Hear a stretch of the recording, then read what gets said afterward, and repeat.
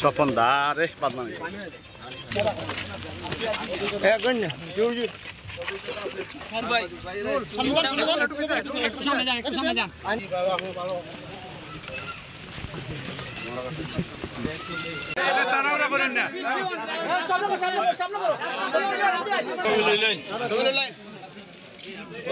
Oke.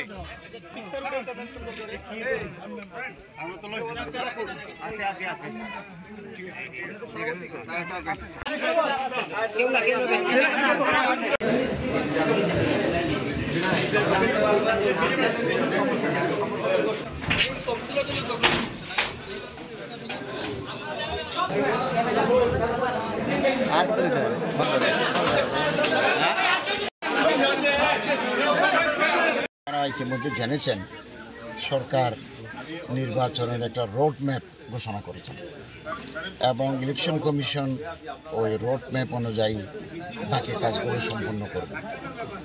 তো আমরা আশাবাদী ইতিমধ্যে পুলিশের ট্রেনিং, সেনাবাহিনীর কতজন লোক থাকবে, পুলিশের বিন্যাস, এগুলো কাজ শুরু হয়েছে পূর্ণোদ্যমে।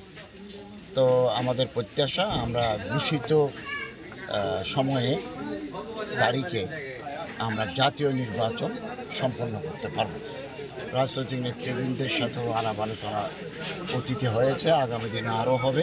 আমরা আশাবাদী আগামী ফেব্রুয়ারি মাসে একটা সুষ্ঠু, অবাধ, নিরপেক্ষ নির্বাচন একেবারে উৎসাহ উদ্দীপনার মধ্য দিয়ে অনুষ্ঠিত হবে। এই প্রস্তুতি সরকারের আছে এবং আইনশৃঙ্খলা রক্ষাকারী বাহিনীও সাথে থাকবে, স্ট্রাইকিং ফোর্স থাকবে এবং আমাদের সরকারি কর্মকর্তারাও থাকবেন।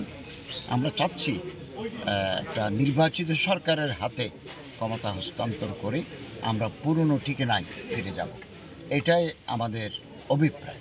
সাম্প্রদায়িক দাঙ্গা হওয়ার কোনো পরিস্থিতি এখন নাই এবং মানুষের মধ্যে সচেতনতা আসছে। এটা নির্বাচন হবে, সাম্প্রদায়িক দাঙ্গা হবে কেন? এটা তো এরকম কোনো পরিস্থিতি তো এই মুহূর্তে আমাদের দেশে নাই, এটা হবে না।